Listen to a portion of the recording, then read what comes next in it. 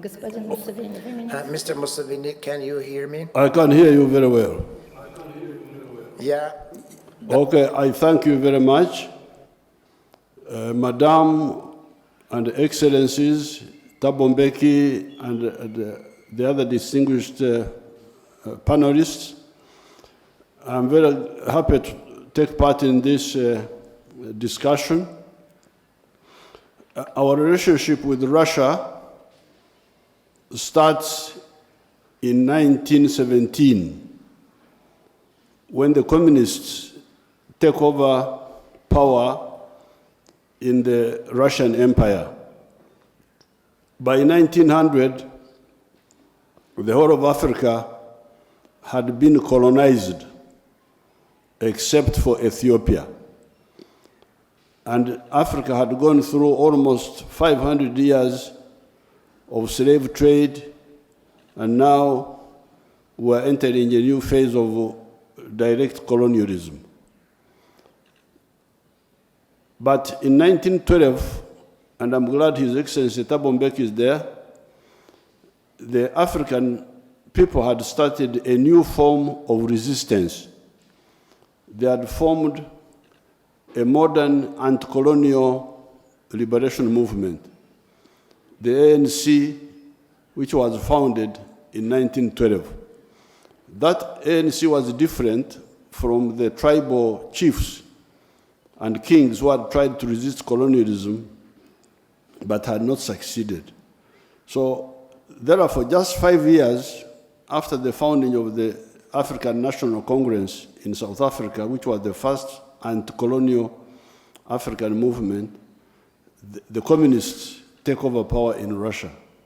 Therefore, we have a friendly European country. The imperialist countries were on the other side, Britain, France, Germany, even the United States. But now we had one ally, the Soviet Union, under the communists. Now, secondly, we were also lucky that on the two factors, now the anti-colonial movement pioneered by the ANC in 1912, now we have solidarity from the communists of Russia. We also had the good chance of the First World War and Second World War. During those wars, the imperialists weakened themselves. Therefore, the three factors, the anti-colonial resistance movement, the emergence of socialist anti-colonial forces, initially in Russia, but later on in China in 1949, and then the fighting among the imperialists gave us a good chance, so that by the end of the Second World War, you saw many Asian countries getting independence, India, Indonesia, even Vietnam, Indochina. The imperialists tried to come back, but they couldn't. And by to cut a long story short, by 1994, the whole of Africa had been liberated by the combination of the three factors: the anti-colonial liberation movements, the support, solidarity from the socialist countries, and the mutual weakening among the imperialists because of their anti-imperialist wars. Now, after liberation, what we need is economic development and transformation. And here, we need 4 factors. Factor number 1, human resource development. That is education and health. That one we are handling among ourselves. We can cooperate with others, but we shall handle also among ourselves. Second one, infrastructure. Infrastructure like the roads, the railways, the electricity, the ICT backbone. There we can cooperate with the countries like Russia and China. Thirdly, investments in production of goods and services, manufacturing and services. Here, investors from Russia can come and invest here and produce goods and services. Now, finally, number 4, markets. When somebody produces a product or a service, it needs a market. We have the internal markets of Uganda, we have the market of East Africa, we have the market of the African Continental Free Trade Area, but we also need other markets, like the market of Russia, market of China, market of India, market of the Middle East, and also the West, if they are not putting unacceptable conditions. So therefore, the potential for cooperation, of course also Russia needs market, because market is empowering for all, not just us.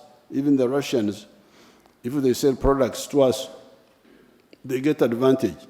The Chinese, they sell a lot of products in Africa. The Indians. So this question of market access is to everybody's advantage, mutually beneficial to all of us. So those are my few comments. I thank you very much. Thank you so much, Mr. President. Indeed, you highlighted the main directions where Russia could actively cooperate with African countries. As for the we have got vast programs of education here. Therefore, the education we would be looking for in Russia is specialized areas of education, not general education. General education, we have a lot of educated people here, a lot of education infrastructure, universities, secondary schools. Therefore, the education we would be looking for in Russia is for few areas of specialization: nuclear energy, artificial intelligence. These are the areas where we would be looking for education, but not for general education, because we have got a lot of educated people here.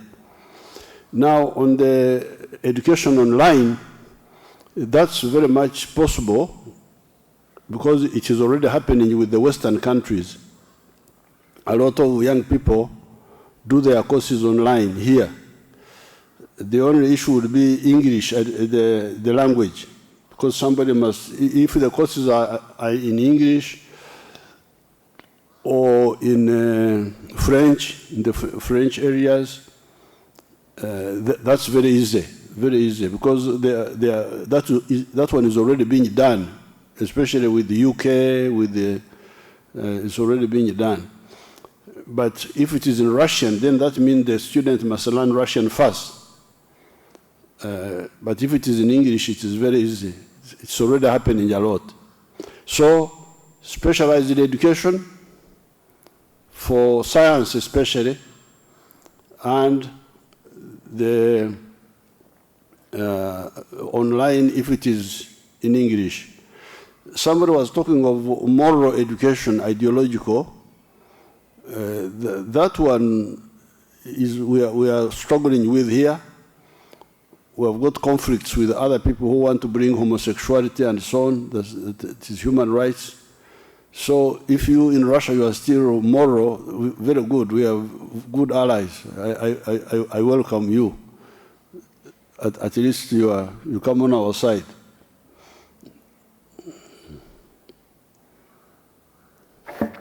Большое спасибо всем участникам. Thank you very much, all participants, and thanks to all high guests, speakers. I think that this session has been a success, and they will understand that our interests coincide, that we are propounding the construction of modern, industrial, energy-intensive Africa, which has everything, just the agricultural, food, everything. And jointly we can do it. So at this point we are done. Thank you. Good.